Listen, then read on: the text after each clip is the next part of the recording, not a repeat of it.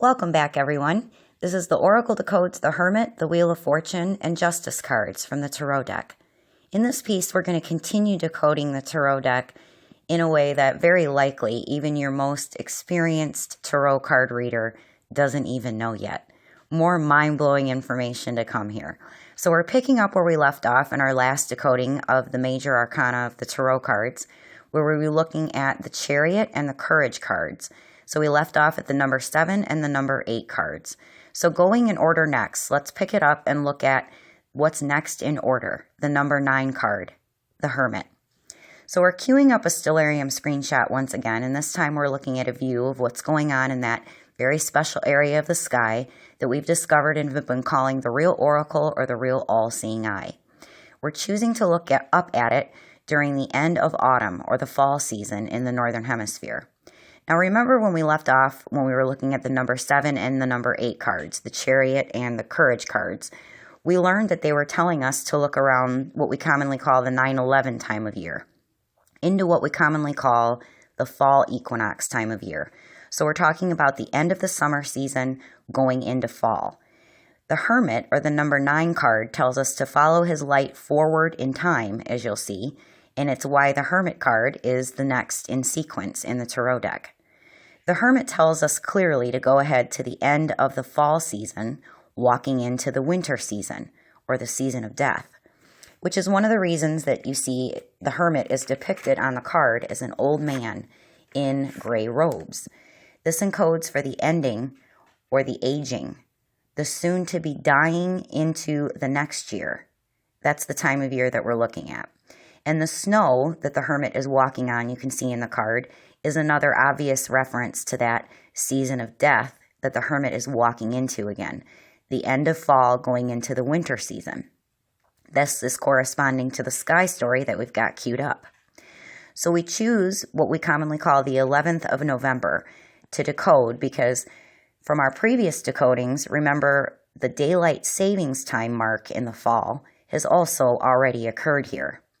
What we call the fall wink, the real all-seeing eye does in the fall. And remember from our previous decoding, when we looked at V for Vendetta, this fall wink occurs during the week of the 5th of November. So that first Sunday of November. So the fall wink has just occurred, and we're looking at the hour that the sun is beginning to set. The reason this is because the Hermit card also encodes for this time when the sun is going down as well, and it has double meaning. As you can see, the muted blue background of the Hermit card symbolizes also the end of the day, not just the end of the year, when the sun is going down, and he needs to light up his lantern to see his way forward, the Hermit does. So when you're comparing the Hermit card and the sky story picture that we're looking at, it makes me appreciate even more how much detail the creators of this particular Tarot deck, known as the Rider-Waite deck, were communicating here. It's almost a perfect blue match, right, in the time that we're being led to in the Hermit card. That perfectly matched blue color was chosen for the background of the card to indicate both this time of the year and this time of the day. Now, it's just not the sun, right, that we're tracking in the Tarot deck during this particular way to keep a calendar. What we're doing here is looking first, for the first time in our decoding videos, that we're going to look at the cycle of the planet Mercury, because as you'll see, this is what corresponds to the star that's lighting the Hermit's way inside his lantern. If you notice, that star inside the Hermit's lantern is a star with 6 points. This is pointing toward the 6-year cycle of the planet Mercury. Now, if you look at the sky story here, we find Mercury just above the western horizon at the same time the sun is found there too. So both of them, the sun and the planet Mercury, are found at the end of the constellation of Virgo. So we're going to count this as year 1 as we track the 6-year cycle of the planet Mercury and see how this helps us decode the Hermit card correctly here. So we're going forward to year 2 of Mercury's 6-year cycle, keeping the same day, same time, just going 1 year later. And we find Mercury just a bit higher this time over the western horizon of the Earth, right between the constellations of Virgo and Libra. So that's Virgo the Virgin and Libra the Scales, as they're known nowadays. Year 3 of Mercury's 6-year cycle, we find Mercury this time climbing higher still over the western horizon of the Earth, found right in the middle of the constellation of Libra the Scales, corresponding to that 6-pointed star specifically that's inside the Hermit's lantern. So halfway through Mercury's 6-year cycle, notice what's happening. The Hermit began in year 1 at Mercury's lowest point, just above the western horizon of the Earth during this time of the year, and it's been climbing a little higher from that point from the dark basement position that the Hermit started at, you can think of it as. Going forward to year 4 in Mercury's 6-year cycle, we find Mercury climbed higher still than the previous year, and Mercury is now found to be in the constellation of Scorpio the Scorpion, as it's known nowadays. So put this together with this sky story here, and see that the Hermit's hand that's being held up on the card, showing the viewer 3 fingers as he holds the lantern, this is encoding for those 3 quote-unquote fingers you can see in the way the constellation of Scorpio is shaped. And at the end of that hand, you can see that lantern, corresponding to the constellation of Libra, by the way that it's shaped, held high in the Hermit's hand. The Hermit is holding a staff in his other hand, and he's draped in gray robes, wearing a pointed hat. And if you look at the sky story picture just above Mercury's location here, above the arc of the ecliptic, you'll find a constellation that we've looked at before in our previous decodings of ancient Egypt. You'll find the constellation of Ophiuchus. In ancient Egypt, he was dressed up as a mummy, and he wore a large pointed crown. This old ancient Egyptian god was called Osiris, and Osiris was also known to carry a staff, remember. Here, the constellation of Ophiuchus, as you can see, is how they dressed the Hermit up. Instead, he's wearing long gray robes, carrying his own staff, and wears his own version of a pointed cap, all encoding for the constellation of Ophiuchus. Going ahead to year 5 in Mercury's 6-year cycle, during what we commonly call mid-November, as the sun is about to go down, we find Mercury higher still above the western horizon of the Earth, right in the head of Scorpio the Scorpion, or at the end of the Hermit's hand. And then at year 6, so here at the end of Mercury's 6-year cycle, we find Mercury again almost in the same place as the year before, just a little bit lower in the constellation of Scorpio again. And again, if we go forward another year, we'll just find Mercury's 6-year cycle repeat again. Now, Mercury's 6-year cycle is a little bit trickier than what we've just decoded from the Hermit card, but this part of Mercury's cycle during this time of the year is exactly what you will find encoded on the Hermit card from the Tarot. I'm sure we're going to be looking more at the cycle of the planet Mercury in many future videos to come, but as you can see when we go forward the next year, so back to year 1 for the planet Mercury or the Hermit, you find Mercury back again in the constellation of Virgo the Virgin, which encodes for the Hermit himself, as you can see. Virgo here was reimagined as the Hermit because of Virgo's position at this time in the sky story, where the Hermit or Virgo is going down head first into that dark place, into the western horizon. So as you can see, that's why he needs the lantern in his lamp, or the star in his lamp, right, to guide his way, so he can start climbing back up out of that basement position again, over and over again, as the planet Mercury climbs higher and higher every year for the next 6 years before dying and starting over again. Now we're going to move ahead just a couple of hours from sunset. So now we're looking same time of the day, just a few hours later on the same day, what we commonly call November 11th. This time, we're looking at the end of that first hour of night, when all of the stars are able to be clearly seen. And we're here because, as you'll see, it will help you see that this sky story is what's next in order in the Tarot deck as well, encoded on the number 10 card, the Wheel of Fortune card. The Wheel of Fortune itself corresponds to the entire all-seeing eye. The parts above the Earth's horizon here that we're looking at, that you do see, from our perspective, and also the part of the all-seeing eye that you don't see here from our perspective, the part that's below the horizon of the earth. So taken together, the all-seeing eye is that wheel in the sky that's turning like the Wheel of Fortune on the Tarot card. The background of the Wheel of Fortune card is filled with both blue and then gray clouds, and they share space on the card in equal parts. Just like, as you'll see for yourself, this encodes for both the sky story here that we're looking at in this screenshot, what you can see, everything above the horizon of the earth from this perspective, that's corresponding to the blue part of the Tarot's background. And then the gray clouds on the Wheel of Fortune card here correspond to that part of the Wheel of Fortune or the all-seeing eye that you don't see, that's below the horizon of the earth. But as you will see in a minute, it will all go together. So let's start first with what we can see here. So first, looking at the Wheel of Fortune card, we've got what looks like a golden bull with wings. Not a red bull, but a golden bull with wings at the bottom left corner, corresponding to the constellation of Taurus the bull in the sky story, as we've looked at many times before. And as you can see here, Taurus has just risen above the eastern horizon of the earth, along the arc of the ecliptic, or the Wheel of Fortune. This Taurus being found here matches exactly, you can see, its location from the sky story to exactly where it's depicted on the Wheel of Fortune card. At the top two corners of the Wheel of Fortune card appear to be an angel and a bird. The angel and the bird that sits at the top of the Wheel of Fortune card correspond to all the angels and birds found here in the sky story at this time.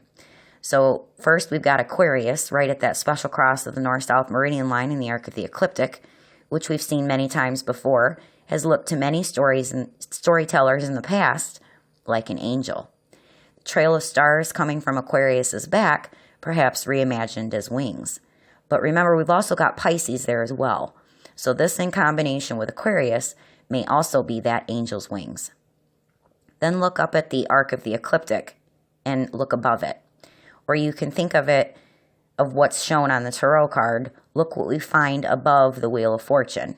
We've got Cygnus, the swan, and Aquila, the eagle, as they're known nowadays. But because of their obvious shapes, these constellations are likely the bird that is depicted on top of the tarot deck. And don't forget, of course, that we've already decoded in our ancient Egypt parts that the combination of Cetus and Pisces, as they're known nowadays, the ancient Egyptians called the falcon-headed god Horus, another big bird in the sky.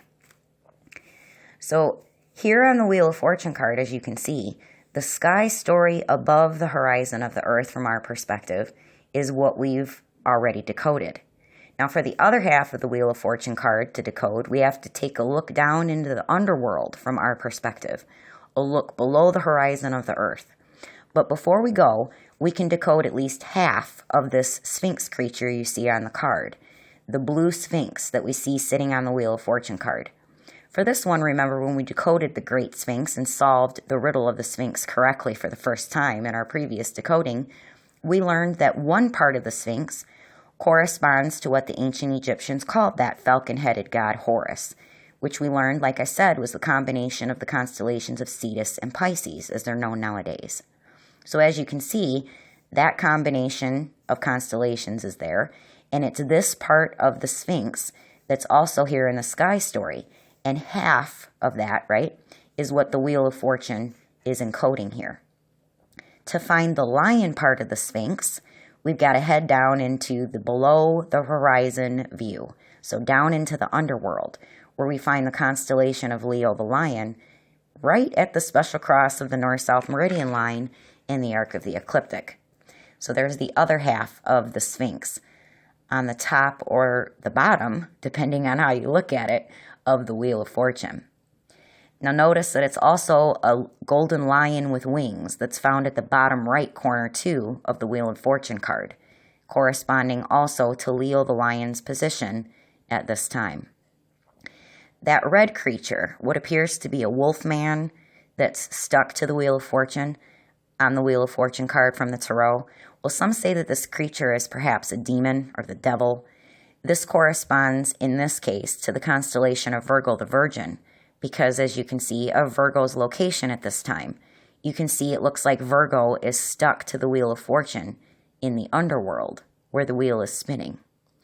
And notice that it's also where the Sun is, and Venus and Mercury, all in close enough proximity at this time of the year to Virgo to give this red wolf man or demon that is Virgo a nice red continuous sunburn down there in the underworld or in hell.